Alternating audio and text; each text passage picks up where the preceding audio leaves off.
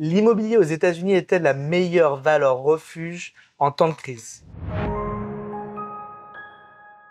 Bonjour à tous, je suis Julien Renard d'Investir.us, je suis real estate developer et broker aux États-Unis, spécialiste de l'immobilier américain. Merci beaucoup de me retrouver sur cette vidéo aujourd'hui. Alors aujourd'hui, je voulais prendre la parole pour parler valeur d'actifs et valeur de marché. Donc évidemment, ma spécialité, c'est l'immobilier et l'immobilier américain, donc je vais vous parler de ce que je connais. Et on peut se poser la question si on est dans une forme de période de crise actuellement à travers le monde ou dans les sociétés occidentales. Donc je voulais me poser la question et partager avec vous ma vision de l'immobilier américain en temps de crise. Alors, globalement, il faut comprendre qu'en temps de crise, il y a des valeurs dites refuges, il y a des valeurs catégorisées comme valeurs refuges, c'est-à-dire que ce sont les meilleurs actifs pour investir, c'est là où on prend le moins de risques possible.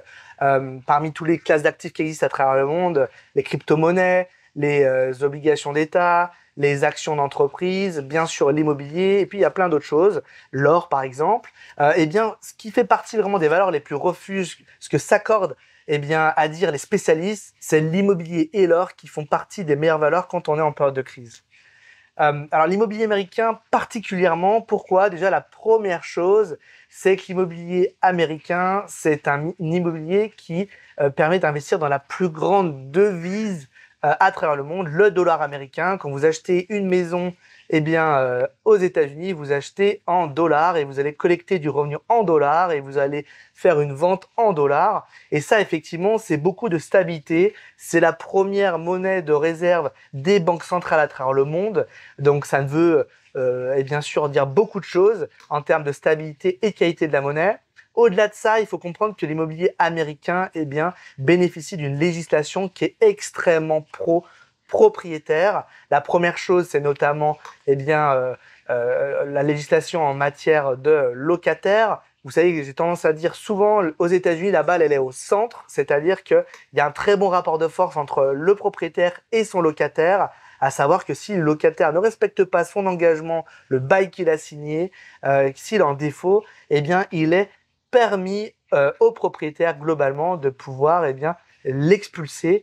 Et ça, c'est très important puisqu'on garde le contrôle, on est maître à bord sur l'actif dans lequel on investit, sur le bien que l'on a acheté. Alors ensuite, l'enjeu légal, il n'est pas uniquement sur la relation qu'on a avec un locataire, ce qui est quand même très important puisque c'est lui qui va payer le loyer et qui donc va faire que vous êtes rentable ou non. Mais la législation, elle est aussi vraiment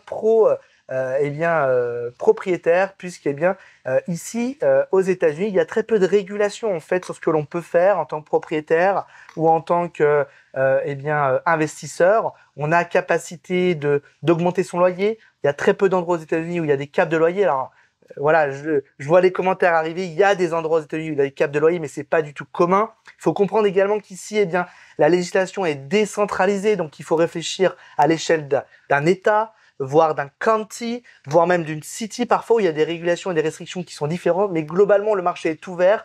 On n'est pas du tout dans une logique d'embêter les propriétaires avec des restrictions, par exemple sur des normes écologiques, avec des grades qu'on peut obtenir. C'est le cas par exemple maintenant en France, avec tout un tas de grades. Il faut mettre à jour ses biens et on se fait forcer d'investir. Ici, c'est le marché qui dirige. C'est l'équilibre entre l'offre et la demande. Si vous êtes quelque part trop radin et que vous ne remettez pas de l'argent pour rénover votre bien, vous allez être désuet et le marché, vous allez être complètement en dehors, donc vous n'arrivez pas à louer votre bien. Et à côté de ça, ça sert à rien de parfois faire des rénovations pour correspondre à une niche de marché puisque vous l'aurez pas plus cher. Donc il faut trouver cet équilibre-là, mais il y a personne qui vous le dicte, il y a personne qui vous l'impose. Donc c'est à vous de sentir les choses et de tirer votre épingle du jeu, de donner la meilleure valeur possible à votre locataire, donc ce rapport entre le prix du loyer et la qualité du bien tout simplement.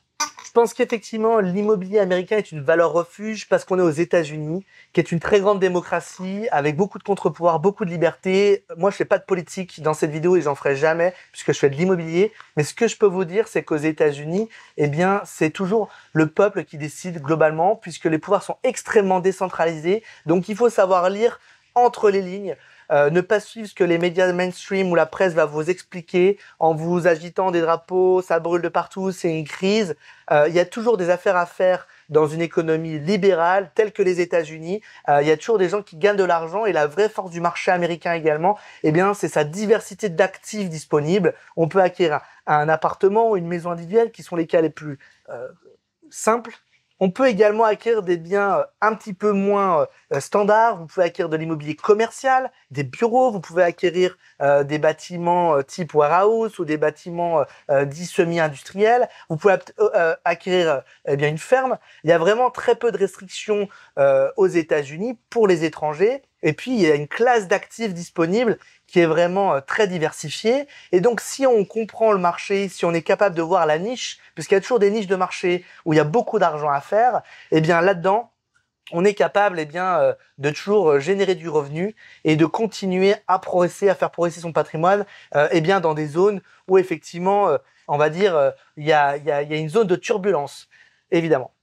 Un autre très gros avantage de l'immobilier américain, c'est effectivement le fait que l'on peut acquérir via de l'effet de levier en obtenant un crédit hypothécaire où il vous s'agit juste d'apporter 20-25% de la somme, parfois 30%, tout dépend du type de financement que vous allez choisir, du type d'actif que vous allez acheter, mais la banque va payer le reste. Donc c'est aussi une formidable manière que les États-Unis ont à vous montrer que vous, en tant qu'investisseur étranger, d'une part, on vous prête de l'argent, mais en plus, on a extrêmement confiance en notre économie, en notre marché américain, puisqu'on vous donne une solution pour emprunter et on prend de la dette sur notre immobilier aux États-Unis. Donc c'est quand même une très bonne manière de dire la manière dont les Américains ont confiance en leur marché immobilier. Avoir de l'immobilier et devenir propriétaire, c'est bien sûr ce qui conduit au rêve américain. Les pères fondateurs des États-Unis, comme on a l'habitude de le dire, ont vraiment eu toujours l'objectif de permettre aux gens de devenir propriétaires, d'investir dans l'immobilier, et ça continuera toujours. Donc il y a une forme de stabilité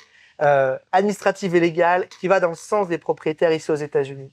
Je veux juste revenir sur un point qui est très important sur l'immobilier américain et qui pour moi fait que c'est une vraie bonne valeur refuge, c'est qu'aux États-Unis, la manière dont est créée la démocratie, le pouvoir politique, eh bien, ça correspond vraiment aux demandes les plus proches du terrain, du marché, puisque le pouvoir est extrêmement décentralisé. Bien sûr, on a le pouvoir central avec Washington et toutes les lois fédérales, mais c'est une confédération d'États, les États-Unis. Donc, ce n'est pas pareil d'investir dans l'État de New York que d'investir en Floride ou d'investir dans le Mississippi. Il faut bien sûr regarder déjà les données économiques du marché, mais au-delà de là, regarder eh bien, les enjeux politiques, administratifs, légaux, la fiscalité qui n'est pas la même. Il y a beaucoup de différences. Donc, en fait, là-dedans, vous avez plein de niches de marché, plein de choses qui font qu'il y a toujours eh bien, des choses à faire sur le marché américain. Donc, c'est vraiment pour moi une valeur refuge de ce point de vue-là.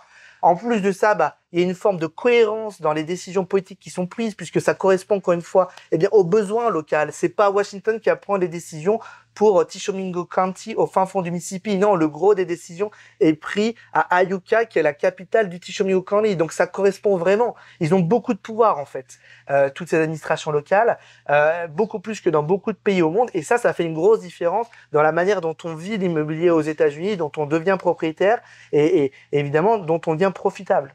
Je vous remercie beaucoup de m'avoir regardé sur cette vidéo. J'espère que ça vous a plu, que ça vous a permis d'en apprendre un peu plus sur l'immobilier aux États-Unis. Surtout, n'hésitez pas, si vous voulez franchir le pas, aller plus loin dans la réflexion et pourquoi pas vous lancer dans un investissement aux États-Unis, une seule adresse, contact@investir.us. Je vous mets également en lien en description de la vidéo un lien cliquable où vous pouvez tout simplement m'expliquer votre projet, vous soumettez le formulaire et puis moi je vous recontacte sur 48 heures environ et puis on se parle et on voit comment est-ce qu'on peut avancer ensemble. Merci beaucoup de m'avoir regardé, n'hésitez pas à partager la vidéo et à vous abonner. Bye bye.